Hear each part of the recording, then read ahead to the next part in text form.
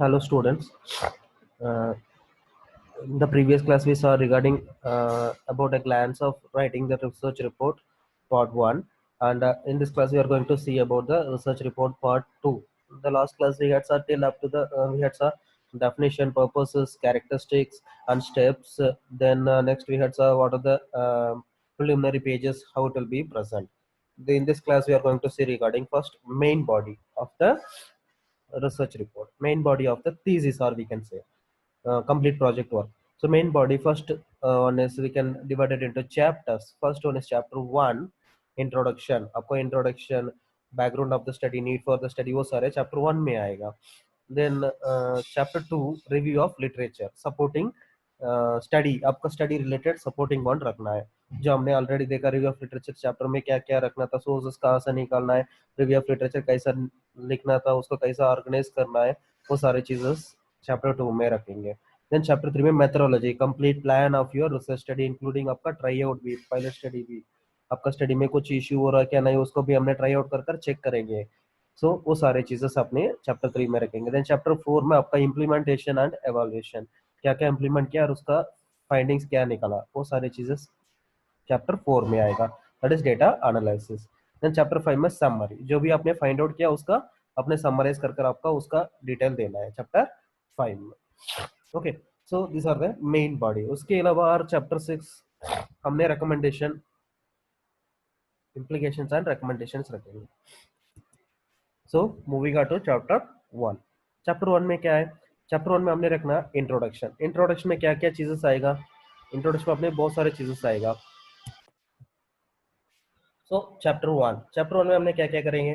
Chapter 1 introduction. Introduction में क्या लिखेंगे, अपने बैकग्राउंड के बारे में लिखना है. आपका जो प्रॉब्लम है वो प्रॉब्लम का जो आपने फाइंड आउट करने वाला उसके बारे में बैकग्राउंड लिखना डिटेल. द डीड और जस्टिफिकेशन, जो आपने ये स्टडी क्यों लिया, इस प्रॉब्लम क्यों सेलेक्ट किया, उसका आपने जस्टिफाई करना.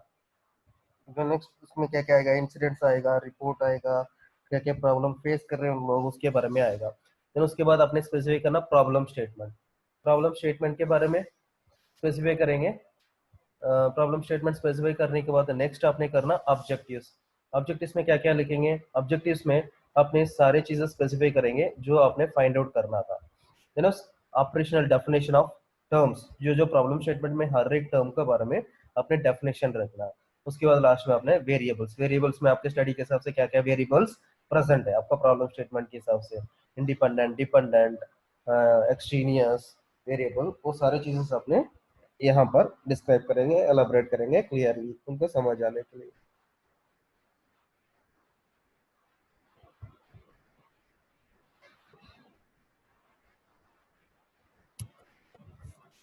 ओके, फिर उसके बाद आपने करना हाइपोथेसिस. हाइपोथेसिस आपका स्टडी का प्रिडिक्शन क्या था, आपने क्या रखने वाला, क्या फाइंड आउट करने वाला, वो हाइपोथेसिस रखेंगे. Like null hypothesis and alternate hypothesis. उसके हिसाब से अपने आपका हाइपोथेसिस अपने स्पेसिफाई करेंगे. आपका हाइपोथेसिस क्या स्पेसिफाई करेंगे, आपने क्या फाइंड आउट करने वाला है. मेरा स्टडी के हिसाब से ये पॉजिटिव होगा, ये चेंज होगा, so there will be significant increase, there will B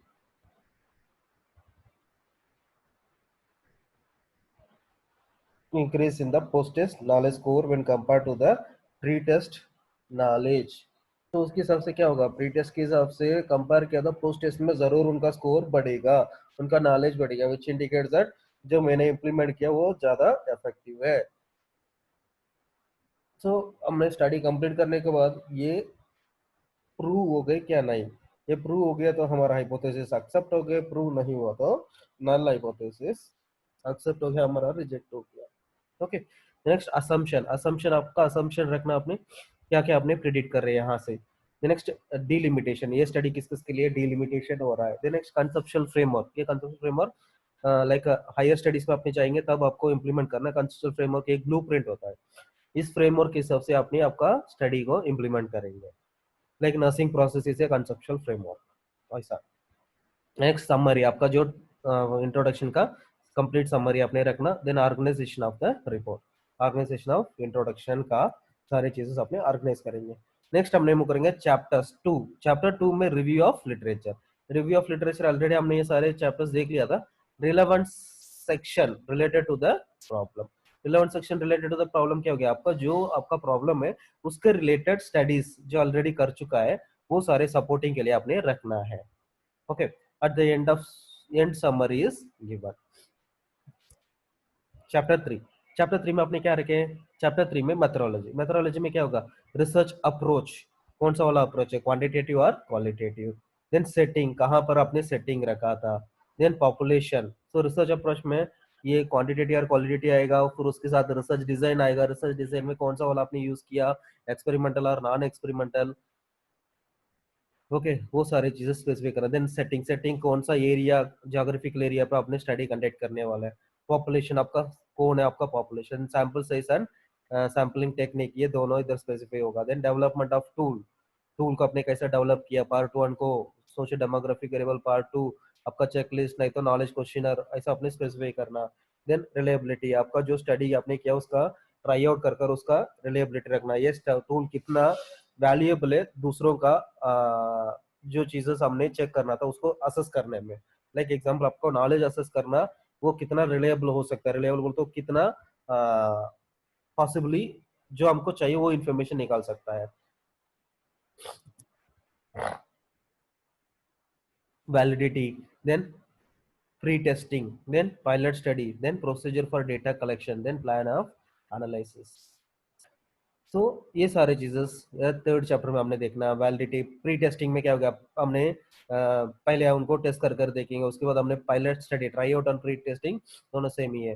then procedure for data collection, procedure कैसा डेटा कलेक्शन करना, प्रोसीजर हमने देखा, प्रोसीजर को कैसा डेटा कलेक्शन करेंगे। सेल्फ इंटरव्यू शेड्यूल फॉलो करेंगे, इंटरव्यू में ओपन एंड करेंगे, क्लोज एंड करेंगे, स्ट्रक्चर करेंगे और अनस्ट्रक्चर, डायरेक्ट और इनडायरेक्ट मेथड यूज करेंगे। वो सारी चीजें सबने स्पेसिफाई करना है। Then plan of data analysis, data analysis आपको क्या क्या प्लान था, कैसा करना। Inferential statistics and descriptive statistics, कौन सा वाला यूज करना, मीन यूज करना, मीडियन यूज करना, मोड यूज करना, स्टैंडर्ड डिविएशन यूज करना, आगे कुछ और टेस्ट यूज करना, वो सारे चीजें इसमें आएगा। देन चैप्टर 4 में डेटा एनालिसिस। डेटा एनालिसिस में organisation of analysis according to the objectives and hypothesis. जो भी अपने डेटा यहाँ पर ऑर्गेनाइज करेंगे, आपका हाइपोथेसिस और ऑब्जेक्टिव के हिसाब से, ऑब्जेक्टिव के हिसाब से हमने ऑर्गेनाइज करेंगे। ऑब्जेक्टिव हमने क्या स्पेसिफाई किया, to assess the existing knowledge, so pre test आना है। To find out the effectiveness, effectiveness बोलता है pre test and post test को दोनों कंपेयर करना है। Okay, then to find out the association between demographic variable and post score, यहाँ पर क्या है, क्या demographic variable साथ post score अपने चेक करना, ये दोनों का साथ चेक करेंगे तब आपको पता चलेगा एसोसिएशन है क्या नहीं, का स्क्वायर यूज होता है।